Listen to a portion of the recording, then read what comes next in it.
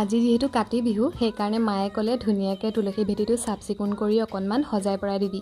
সেইকাৰণে মই মাধুৰ্য আৰু ভাইটিক ক'লোঁ অকণমান মোক লাগি দিবৰ কাৰণে, আৰু কথামতেই কাম সিহঁতিও আহিলে লাগি দিবৰ কাৰণে।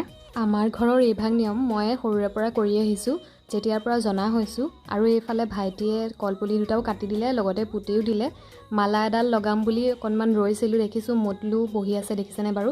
আমাৰ মতলু মানে য'তে মন যায় ত'তে বহি দিয়ে আৰু। কলপুলি কেইডালৰ পাতকেইটা ধুনীয়াকৈ গাঁঠি এটা মাৰি লগাই দিলোঁ, আৰু লগতে মালা দুডালো লগাই দিলোঁ ধুনীয়া দেখিবৰ কাৰণে।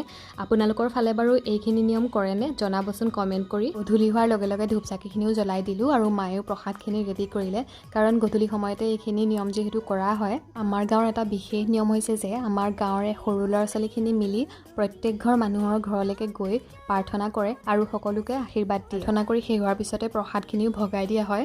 আৰু আজিৰ ভিডিঅ'টো ইমানেই আছিলে, আজিলৈ বাই।